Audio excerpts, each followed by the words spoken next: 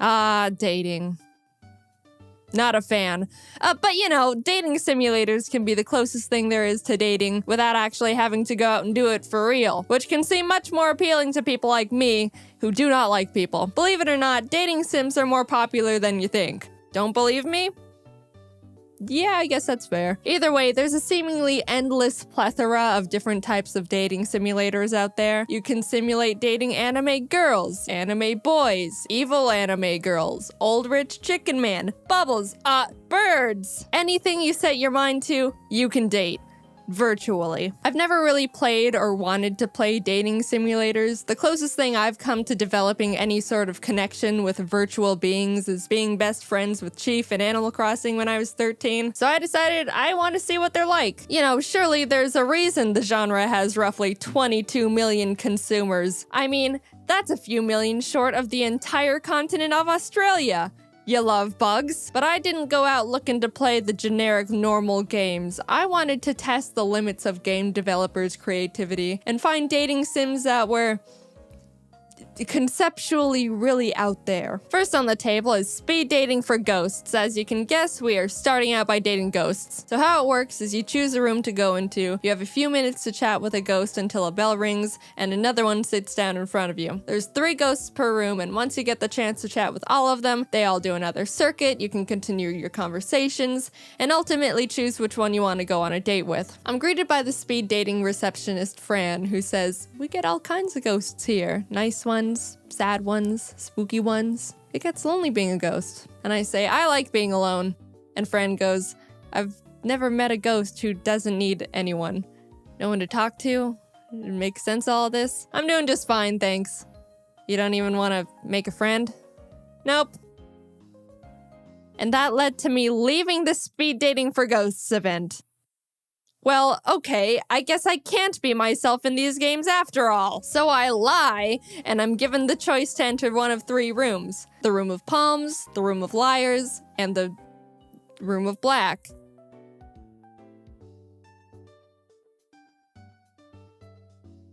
I just went into the room of palms. This huge buff jock ghost sits down in front of me, introduces himself as Riley, and proceeds to call me pretty hot for a ghost. To which I reply, "Slow down there, buddy." And Riley immediately apologizes, and now I feel bad. Guys, I don't think I'm good at... I think I've been choosing nothing but all the wrong answers so far. Riley and I chat a bit, the bell rings, and I meet this old smoking ghost who used to live in Vegas and was part of the Vegas Mafia until they burned her house down with her in it. The bell rings again, and this giant bush ghost sits down. So this is Steph. She's anxious and introspective in a light and charming way. I'll be honest when I say I did really enjoy her conversations, but then you start to realize she doesn't realize she's dead and a ghost. And then the conversation turns more into just trying to hint towards letting her know she's not alive anymore. I started learning Japanese, but there's thousands of kanji characters to learn. You've got an eternity to learn. If only. I'll die before I learn the language. You're already dead. Ha! Yeah, you're right. In a way, we all are just waiting to die. You're dead. Are you threatening me? I'm gonna tell Fran. Steph finally catches on, and then it gets super introspective. You know, I still feel alive. Just dissociated. Ouch! Oof! Whoa! Oh, that one was real out of nowhere. What the heck? You can't recite my own feelings to me like that. Time ran out and the event came to a close. Out of all the ghosts, I wasn't really drawn to any of them enough to want to go on a date. I like Steph, but she's got her own demons to face for a bit. So back to the 3 rooms I went. For round 2, I chose Room of Liars. First up is a ghost that is apparently very scared of ghosts. When I was alive, I used to be so scared of ghosts. And turns out they were real this whole time? That one was, you know, I feel like there was an overall ceiling going into it with how well that could have gone no matter what. So, you know. Then came Spooky Peter, and I was ecstatic. Oh my god, he's so cool! He died from the bubonic plague, and now he's become a master at spooking people who are still alive. He's an actual legend. I'm blessed to be in his presence. The living people have written books about him. I was getting spooking tips and learning about the mirror world when the bell rang and this shark ghost, Leon, sits down in front of me and leads with, "Wanna make some money? Doesn't everyone? Exactly. Let's rob a bank." So I meet up with Leon at the place he told me. I was a little bummed I couldn't chat more with Spooky Peter, but when someone invites you to join them in robbing a bank, how can you say no? You put everything on hold. We were getting ready to go in and were chatting with Leon's bank robbing buddy, Carlsbad, who was explaining how he works at the bank we were about to rob so he can open the safe and knows where all the security cameras are pointed, when... Spooky Peter! Leon recruited Spooky Peter to join the bank rob crew from the speed dating event as well. I'm nothing less than ecstatic, and my mental health is at an all-time high, which is the ideal circumstances for bank robbing. We get into the safe thanks to Carlsbad, and unfortunately there wasn't a huge pile of money like Leon was hoping. Like in the cartoons and movies. But we were able to open a deposit box that had some lawyer documents in it and a 14-karat gold vanity mirror set. I gave the mirror to Spooky Peter. That was about all the time we had before we had to scram out of there. And even though it wasn't a huge pile of money, I think it was a pretty successful bank robbery. We took something from the bank. That's what else do you want? And I got to see Spooky Peter again.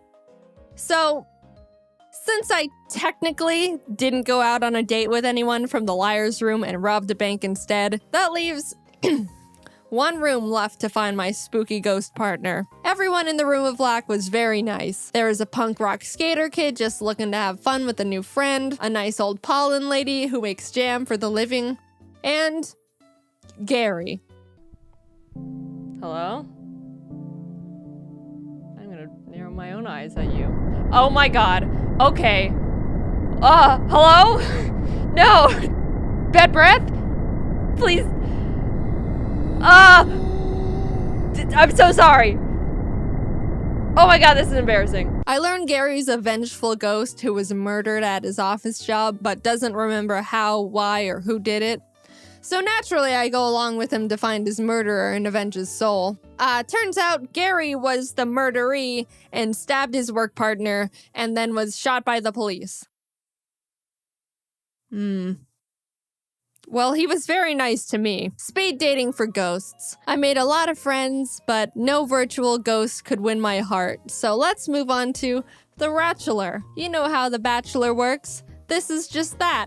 In rat form. I've been told these violet eyes of mine are more purple than all the lavender in the world, and I certainly smell better too. Ooh, you talk a lot. Dear, I can't say that I recall you mentioning it, but how'd you say you scored on the SATs? I got a 1570, which is quite good, if you didn't know. Wow, you're so different. You wanted to hear more about my work? Yes, sometimes I host Saturday Night Live and also Wheel of Fortune and Dancing with the Stars. Ever seen Avengers by Marvel? I was the Avenger. Wow. Meep. Meeple. Wow, you're so different. It's time you meet my children. Reggie997, Evangeline, Esquire Jr., Sharpie, and Trashcan. They already love you. Yuck. If you want my respect, you need to earn it. My whole life, I've had to make do by myself and work for what I've got. And every time I've needed help, people let me down. Yuck. Honestly, as much as I enjoy being here on The Bachelor, I can't wait to get back home so I can keep teaching my baking class at the local youth center. The kids are so sweet. Next up, I'm teaching them all to bake cheesecake. I hope you can come with me. I could bake you a cheesecake. The kids would love you. You talk a lot. I ended up proposing to 3 salamanders dressed up as a rat. Alright, what's next? Dating a dog? Sure, why not at this point? Would you like to see my collection of newts? No. What's your ideal starting Pokemon? I'm way more Digimon, to be honest. Would you like to hear a joke? I hate jokes. Pipe down and listen up. What do you call an alligator in a vest? An investigator. I never want to see you again. So I've tried dating ghosts, rats, dogs. What else is there at this point? You're right. Namco video game characters. When I found out this sim lets you date Namco characters, I immediately thought of Fygar from Dig Dug. I just think he's really cool. I don't think they'd put Fygar in there, but Dig Dug is part of the cast, so I started getting my hopes up that I could get to know Dig Dug. So in the game, you play as a shy, awkward cousin from Katamari Damacy who attends Namco High. You end up being put in detention for rolling up desks, the entire marching band, cars, Principal Dig Dug. Wait, he's the principal? Yeah, that's not gonna work. So now I'm bummed and on the verge of quitting the game. What's the point in playing if neither Dig Dug or Fygar are romantic interests? But in the cast of characters in the detention room I could talk to, one stuck out to me. Galaga Ship. And suddenly it's all worth it again. I go up and try to talk to Galaga Ship, and naturally they're surrounded by all the popular characters. They're talking about the school play and how they all think Galaga Ship is perfect to play Juliet, and thus began my plan to get into the school play to Romeo Juliet kiss Galaga Ship. I have the option to talk to other characters, and I just go, no, I'd rather sit here and do nothing until the end of detention. And that's exactly what I did. The next day was the little school festival to show off all the clubs and stuff. Naturally, I went straight for the drama club and found Galaga Ship manning the booth. I want to join. Auditions are in the auditorium. I want to be Romeo. Read your lines. Alas, that love, whose view Romeo's understudy. Bam! Good enough. Now I have an excuse to practice lines with Galaga Ship, who did land the Juliet role because they're perfect in every way. The story moves along and I meet up with Galaga Ship to rehearse our lines. Well, their lines. You know, understudy. But Principal Dig Dug finds us in the auditorium and thinks we're skipping class for some reason and gives us both double detention. So the obvious next step for me was to sneak onto Galaga Ship's property at night and discreetly start apologizing for getting them into double detention. But then their parents find us being secretive and suspicious and ban me from ever talking to their child ever again. It starts raining. Then Pac-Man, who has not been a character in this story at all up until this point, shows up and tells me to be true to myself. Okay, I go home. The next day at school, we find out suddenly Pac-Man has been kidnapped by evil Namco High. I don't even know where the story is going anymore. Galaga Ship and I team up and beat everyone up, I think. Like all the students and teachers. We rescue Pac-Man, and that's the end. The end. I'll be honest, that one was a bit... I think it lost me there. You'd think a game where you can date Galaga Ship would have a clearer story. After all the dating simulators I just went through, I think I feel weird. Were they all fun? Yeah, I'd say so. But yeah, maybe going for the strangest ones. I guess I got what I asked for. Either way, it was a nice experience. I believe I understand the appeal of dating simulators. It is unfortunate I didn't end up finding my perfect virtual relationship, but hey, there's plenty of ones and zeros in the sea. But I do not think I will be casting my line again anytime soon. However, I could go for another bank robbery. Surprise! We've been working with Terraria to do a collab on some merch stuff, and it's here! Look at this awesome Jaiden Lunata cultist stuff! Dang, dude, it's so sick! You can find it on the Terraria shop, which is just terraria.shop. We're working on some Christmas merch for my own store, so keep an eye out for that. And if this video goes up on the day it should be, which is November 14th, I'm on tour! Scribble Showdown is on the road, and the gang and I should be having a great time making people laugh with our silly little drawings. Alright, see you later. Also, dating games, am I right?